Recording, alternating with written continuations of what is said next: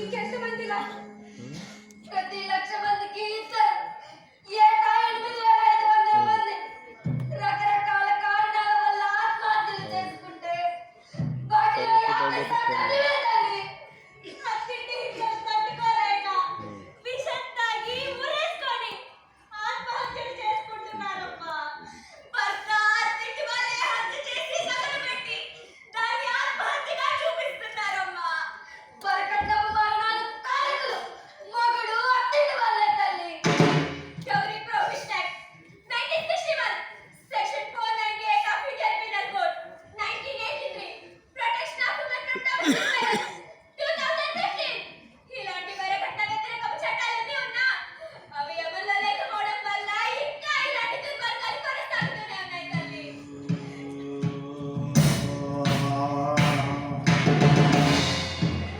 Please, నాకు నొప్పిగా ఉంది. నన్ను కూర్చోద్దని చెప్పమ్మా. నన్ను కాపాడమ్మా. నేను చిన్న పాపని కదా, నన్ను నేను రక్షించుకోలేనని తెలుసు కదా. అది నాకు కాదు. నన్ను ఆపమని చెప్పమ్మా. ప్రామిస్, నేను నా కాళ్ళతో నీ భుజం తన్ననమ్మా. నన్ను ఆపమని చెప్పమ్మా. వాళ్ళు మనుషులే కదా, నన్ను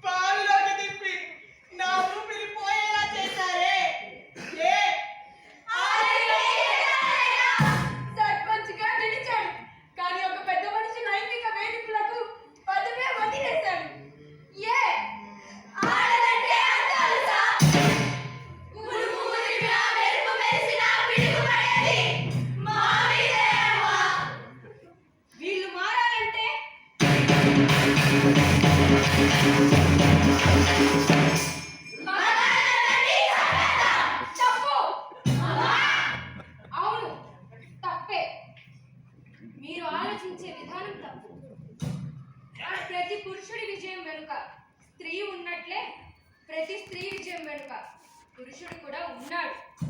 పురుషుడు కూడా ఉన్నాడు కాబట్టే మనం డాక్టర్లైనా, రాజకీయ నాయకురాలైనా, కలెక్టర్లైనా, వ్యాపారవేత్తలైనా, గగనతలాన్ని శాసించే శాస్త్రవేత్తలైనా మన ఎదుగుదలలో పురుషుడి సహకారం కూడా ఉంది, ఖచ్చితంగా ఉంది. నువ్వు ఉన్నట్టే ఉందని అనుకుందాం, పురుషుడి సహకారం ఉందని అనుకుందాం. కానీ అక్కడ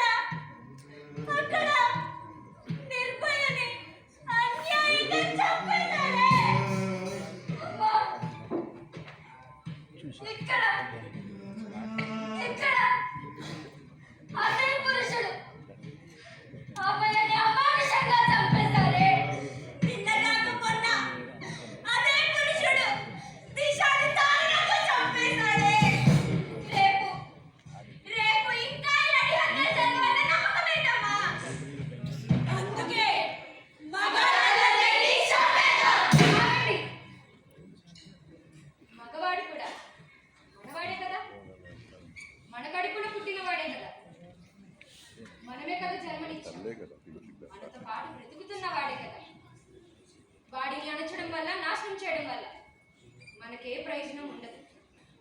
ఆడవాళ్ళకి సంపూర్ణత రావాలన్నా, మన జన్మ ప్రయోజనం నెరవేరాలన్నా మగవాడు కూడా కావాలి. ధర్మబద్ధంగా ఆడ మగ కలిసి బతికితేనే మన జన్మ ప్రయోజనం నెరవేరుతుందన్న జాతి వేద వాకును అమలు చేయటమే మన కర్తవ్యం.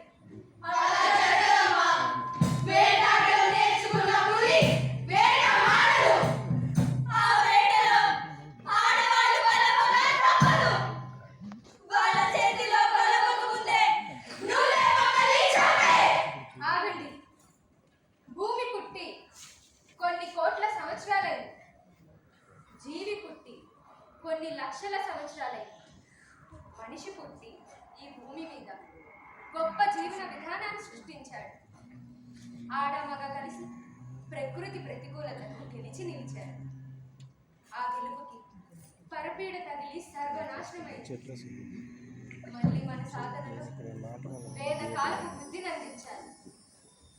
ఈ మానవ మనుగడికి కారణం స్త్రీ అని చెప్పాలి. ఈ సకల సరాచర జీవరాశి సృష్టికి మూలం స్త్రీ అంటే నవమాసాలు,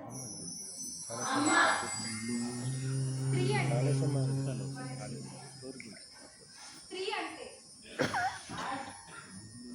స్త్రీ అంటే ప్రేమ, త్యాగం, సహనం. స్త్రీ అంటేనే సకలం. స్త్రీ పూజింపబడ్డ ప్రదేశం, గర్భగుడంతా పవిత్రం. స్త్రీని గౌరవించండి, ఆదరించండి, బ్రతుకునివ్వండి, ఈ మధ్యనే బ్రతకనివ్వండి.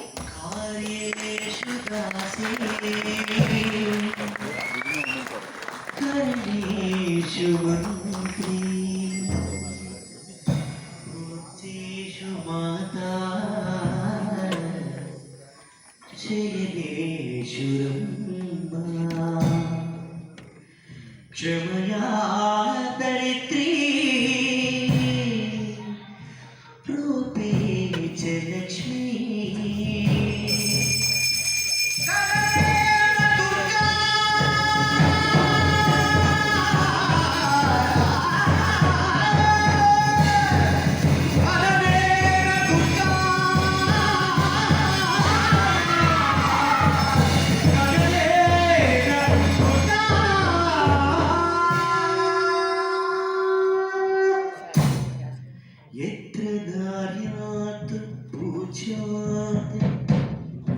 रमन्ते तत्र देवता